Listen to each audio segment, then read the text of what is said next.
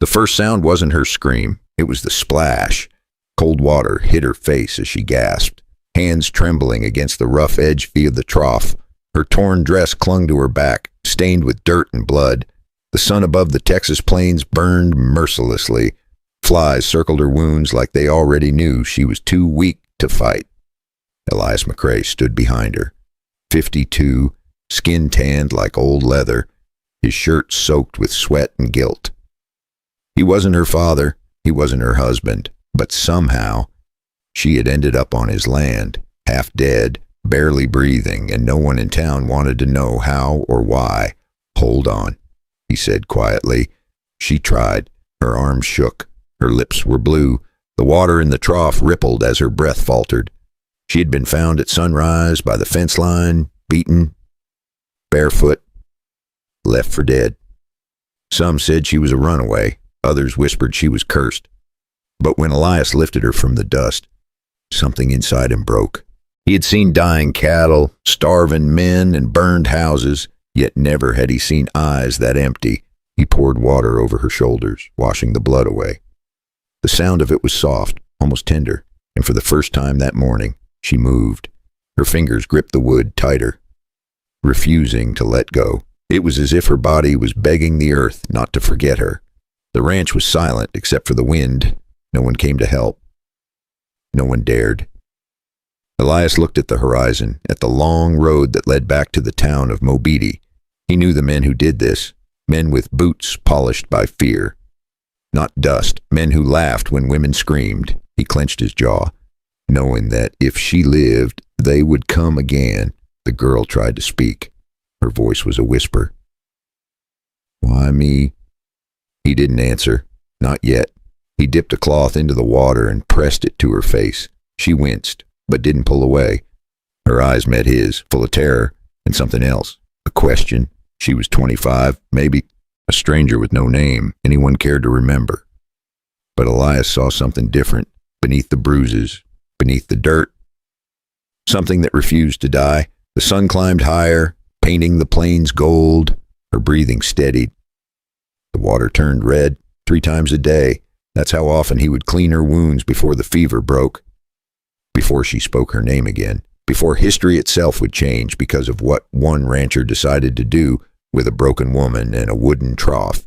But right now, she was still shaking, still trapped between life and death, still wondering if kindness was just another trick.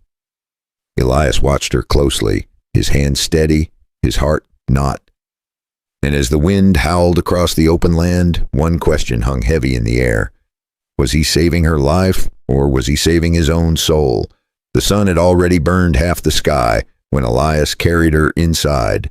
The small cabin smelled of cedar smoke and horse sweat. He laid her down on the cot near the window where the light fell soft and warm. She was barely awake, whispering words he couldn't catch. Maybe a prayer, maybe a name. He poured a tin cup of water. Holding it close to her lips, she flinched at first, then drank like someone who hadn't tasted mercy in years. He watched the dirt wash off her face, one drop at a time. The bruises looked worse in the daylight, but at least she was breathing. 3 times a day, that's what he told himself. But on the 4th day, he forgot the midday meal. Clara sat by the window, holding her stomach and staring at the endless field. When he came running back with a steaming bowl, his hand burned as the soup spilled. "I'm sorry," he said, out of breath. She smiled for the first time. "It's all right," she whispered. "You remembered twice. That's already more than anyone ever did. Morning to clean her wounds, afternoon to feed her, night to keep the fever from stealing her away." He wasn't a doctor, just a rancher with rough hands and a quiet house. But something about this girl made him careful, made him gentle in a way he hadn't been since his wife passed. Every time he touched her skin, he did it like the world might break if he pressed too hard. Outside, the wind rattled the barn door. The horses stomped, uneasy. Coyotes had been circling the hills again. Maybe they smelled blood, maybe they smelled guilt. Elias didn't care. He only cared that she opened her eyes again, when she finally did. It startled him. They were green, soft but sharp, like the color of spring after a long drought. "You're safe here," he said. Her voice cracked. Safe never lasts. He didn't argue. He just nodded and handed her another cup of water. Later that afternoon, he made her soup from cornmeal and salt pork. It wasn't much, but when she tasted it, her shoulders loosened just a little. That was the first time she looked at him without fear, just tired eyes, searching for a reason to trust. By the second night, she was strong enough to sit up. The fever was fading, but the silence between them grew heavy. He worked at the table, mending a bridle strap, pretending not to notice when she watched him. "Why are you doing this?" she asked quietly. He paused. "Because someone should have." She didn't speak after that. She just stared at the fire, as if the flames could explain what his words meant. When the wind howled outside, he added another log. The room glowed golden, soft, alive. She pulled the blanket tighter. Closing her eyes for the first real sleep in days, Elias sat back, listening to her breathing steady like a slow song. He thought it was over for the night, but then she whispered one more thing, half dream, half warning. "They'll come for me when the moon turns full." Elias froze. His hand stopped on the table. He looked at her pale face in the firelight. And for the first time, he wondered who exactly she was and what kind of men were coming to take her back. Weeks went by before she could walk steady. Her voice grew stronger, but the fear in her eyes stayed the same. By the third morning, the fever had broken, but the fear had not. She woke before sunrise, sitting by the window with the blanket around her shoulders, staring at the open land. Elias poured her coffee, black and strong, the way he always drank it. She took a sip, winced, then smiled a little. It was the first smile he'd seen since she came. "You said they'd come for you," he reminded her. "Who are they?"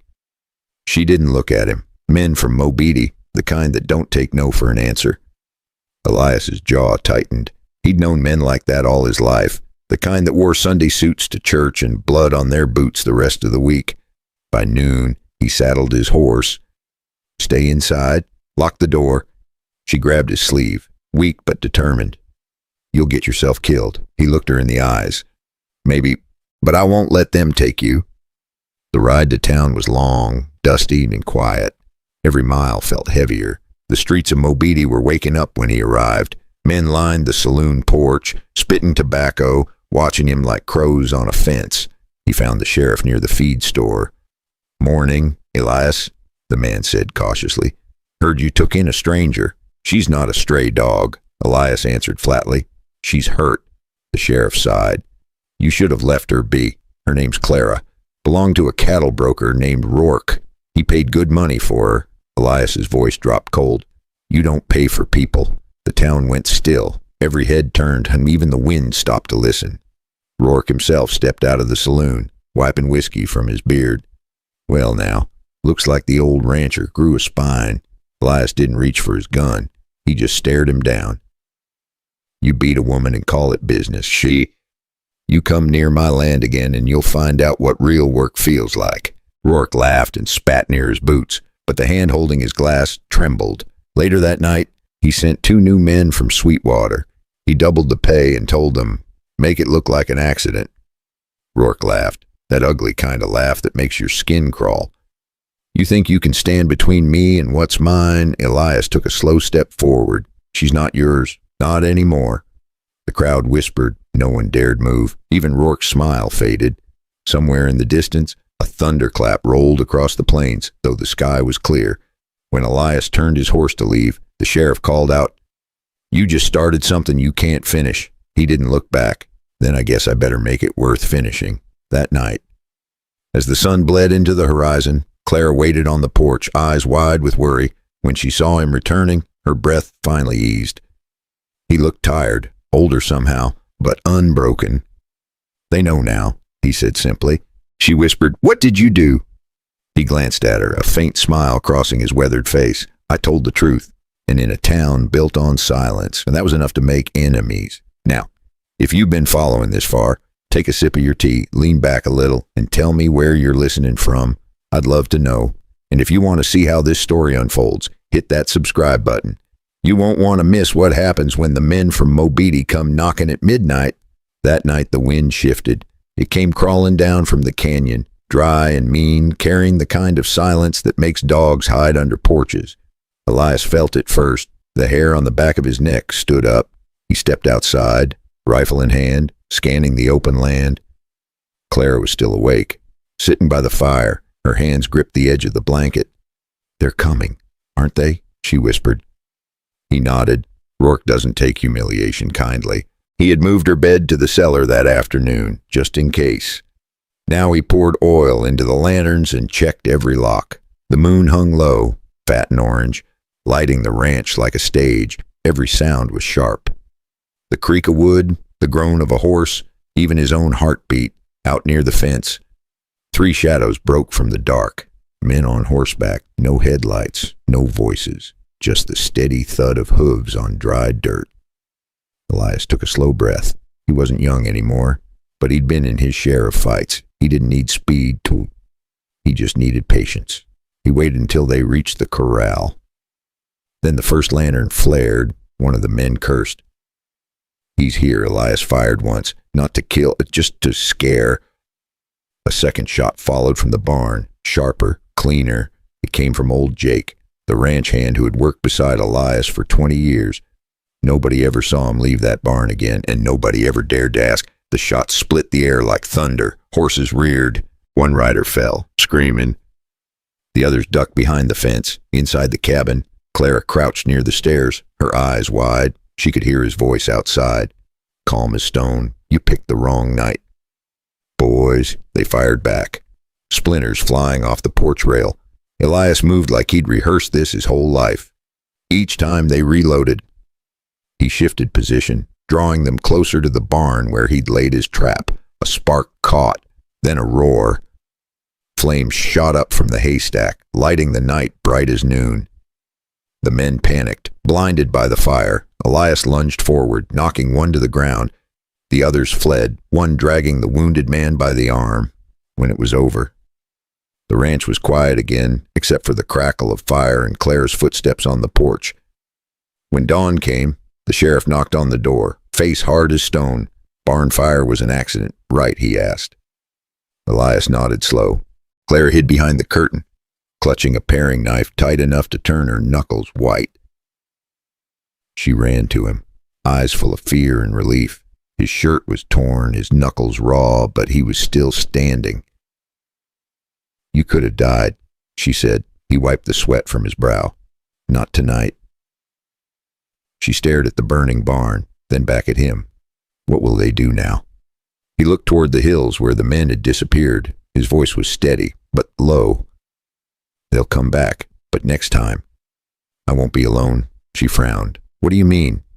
He gave a tired half smile, looking at her like he'd already decided something she didn't yet understand. And as the firelight danced in her eyes, Elias said softly, "Tomorrow, we ride to Palo Duro. There's something I need you to see." Now that sounds simple, doesn't it?